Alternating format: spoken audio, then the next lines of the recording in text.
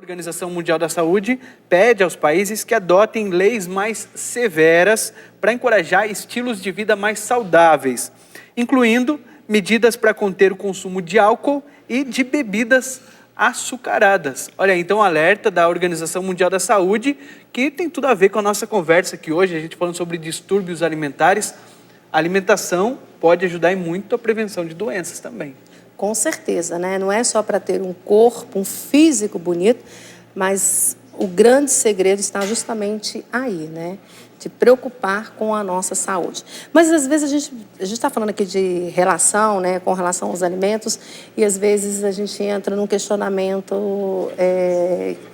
o seguinte: será que eu não estou vivendo também um distúrbio, ou é um transtorno, ou é simplesmente exagero? Como saber, hein?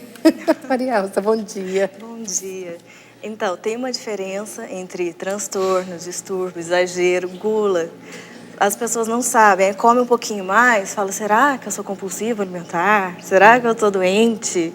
Será que eu não tenho vergonha na cara? Eu tô vendo que eu tô gorda. O que acontece comigo? Tem vergonha. Tem gente que acusa o outro de não ter noção do físico. A pessoa, né, já está um pouquinho acima do peso, e quando ela está comendo, as outras questionam, mas nossa, desse jeito, né? A pessoa se cobra. A pessoa, não é porque ela está acima do peso, que ela não está preocupada com a imagem, pelo contrário. Qual que é a diferença de transtorno, Então, distúrbio? O transtorno alimentar, ele envolve um distúrbio, um distúrbio, como que se fala, no cérebro. Ele não emite substâncias específicas para conter a fome ou para ter saciedade, alguma coisa assim. Já o distúrbio comportamental envolve personalidade. Personalidade compulsiva, a pessoa que faz do jeito que quer, baseada tudo no impulso. O transtorno juntaria as duas partes. A questão física, biológica, com a psicológica. Entendi. Esse é um transtorno compulsivo, por exemplo, alimentar.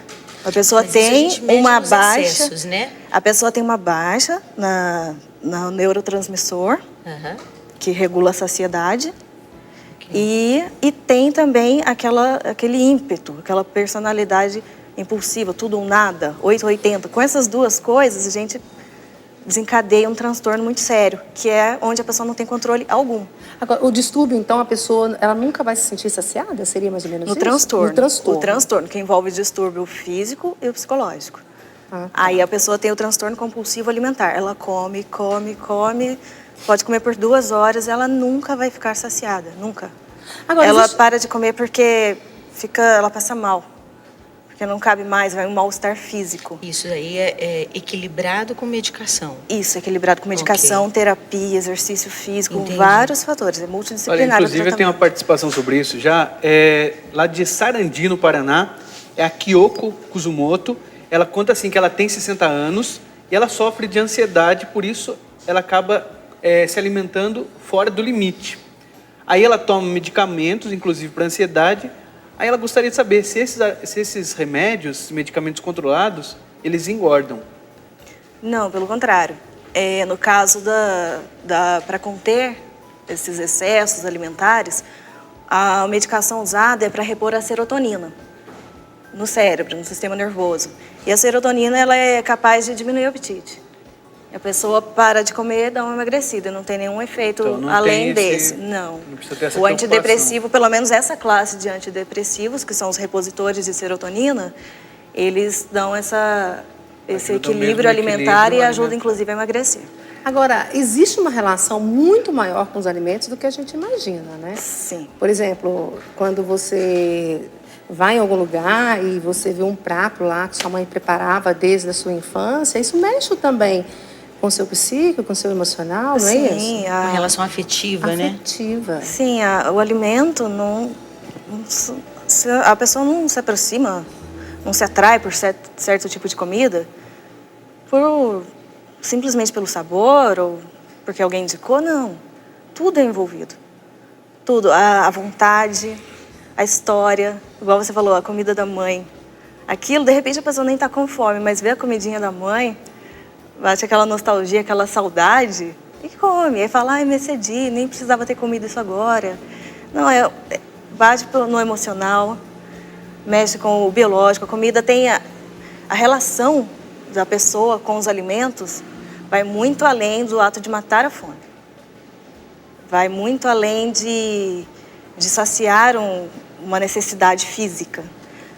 Às vezes o alimento é usado para saciar uma necessidade emocional. Às vezes um depressivo, naquele vazio, tenta suprir aquele vazio se alimentando demais ou de menos. Às vezes a gente usa como pilar, né? Um pilar de reconstrutor também, não é não? Porque às vezes, eu sou mineira, né? Todo mundo sabe, pode ter sotaque, comida tudo boa. mais. Moro aqui, né? No Vale do Paraíba, nessa região.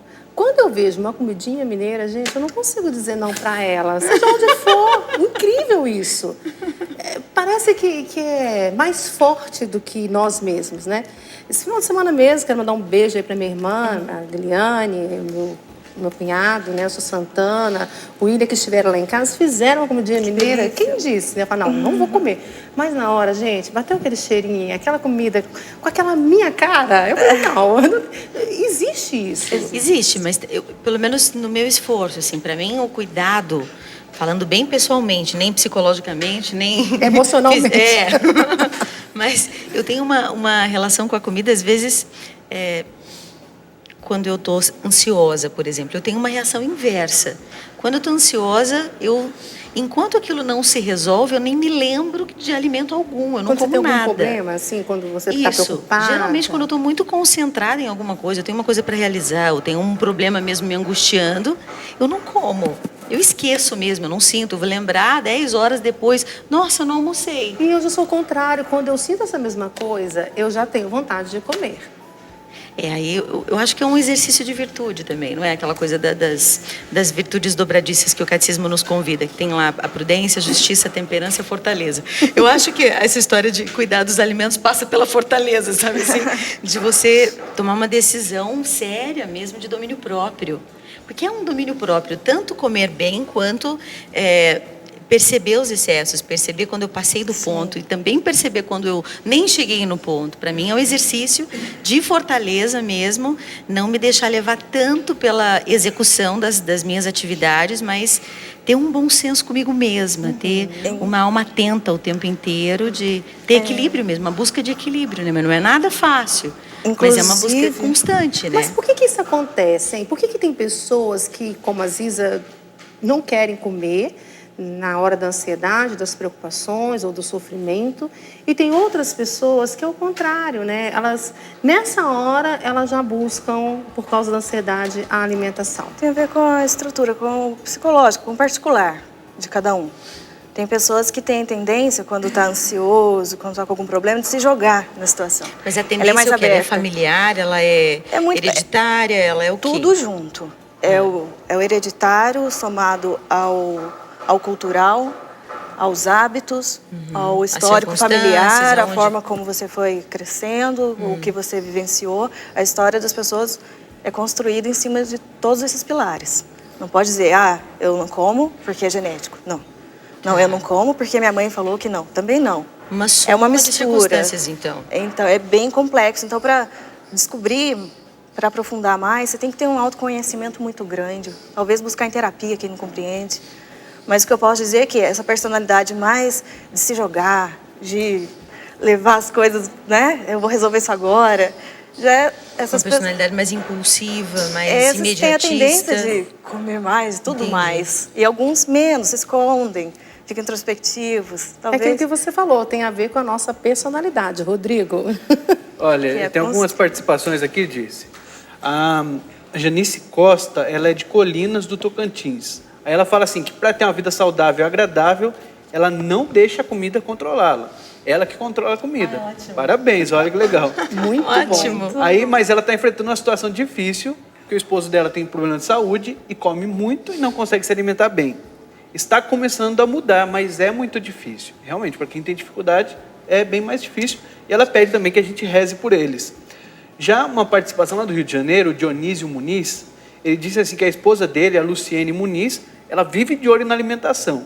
Ela está cuidando de um problema no estômago e tem aprendido bastante coisa, e ele teve que acompanhá-la nas dietas. Então a família toda aí está Isso é vivendo uma importante. Eu acho alimentação bem melhor. legal isso, porque o ambiente familiar, o ambiente onde a gente convive, molda muito a nossa alimentação também. E aí, quando tem a outra pessoa que ajuda, né? Sim. Isso facilita. Influencia para melhor ou para pior. É. Exatamente.